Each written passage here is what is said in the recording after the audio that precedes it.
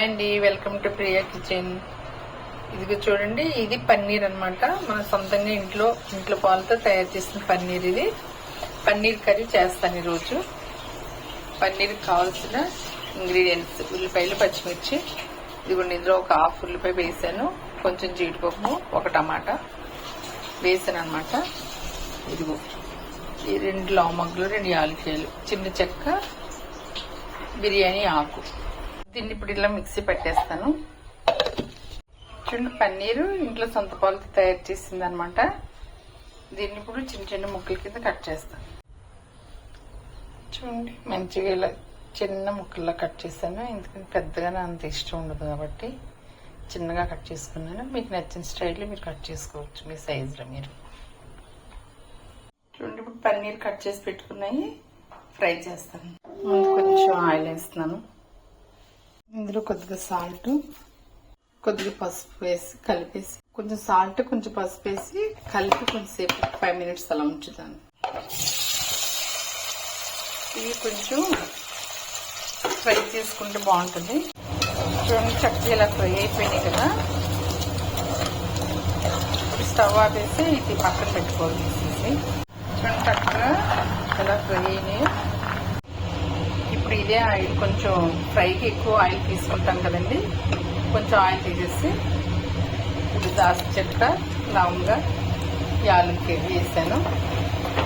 తర్వాత ఉల్లిపాయలు, కొద్దిగా సాల్ట్, కొంచెం బిర్యానీ ఆకు కూడా, కొంచెం అల్లం పేస్ట్, కొంచెం మసాలా పొడి అండి, కొంచెం, చాలా కొంచెం. ఇప్పుడు ఫ్రై అయిపోయినాయి కదండి. ఇప్పుడు మిక్సీ పట్టుకున్నది ఇందులో వేసేది పేస్ట్.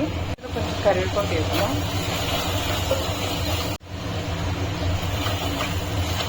వేపేటప్పుడు కొంచెం పసుపు వేసాను కదండి, అసలు వేయలేదు ఇంకా. ఇప్పుడు వేస్తాను అనమాట. ఇందులో కొద్దిగా కారం, అలాగే 2 పచ్చిమిర్చి. ఇది బాగా గ్రేవీలా వచ్చేలాగా కలుపుకోవాలండి.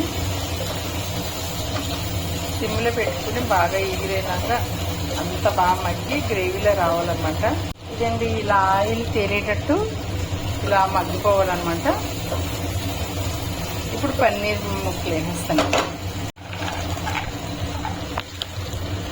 పన్నీర్ పీసెస్ వేసేసిన తర్వాత ఇలా కొంతసేపు ఇలా మగ్గనిచ్చి ఇప్పుడు వాటర్ పోసుకోవాలి. ఇదండి, వాటర్ ఇలా సరిపోతుంది. ఇప్పుడు ఉప్పు, కారం సరిపోకపోతే ఒకసారి చూసుకుని మూత పెట్టేసుకుని కొంతసేపు ఉడుకుతుంది. కొంచెం కొత్తిమీర వేసుకుంటే అంతే, పన్నీర్ కర్రీ రెడీ. చూడండి, పన్నీర్ కర్రీ రెడీ అయిపోయింది. కొంచెం కొత్తిమీర వేసి గార్నిష్ చేసుకోవడమే. దీన్ని ఒక బౌల్లో తీస్తున్నాను అనమాట. చూడండి, పన్నీర్ కర్రీ రెడీ. చాలా టేస్టీగా ఉంటుంది. ఈ విధంగా మీరు కూడా ట్రై చేయండి. ఇది ఇప్పుడు జొన్న రొట్టెలోకి అనమాట. మరి నా ఛానల్ కొత్తగా చూసినట్లు సబ్స్క్రైబ్ చేయండి, లైక్ చేయండి, షేర్ చేయండి. Thank you.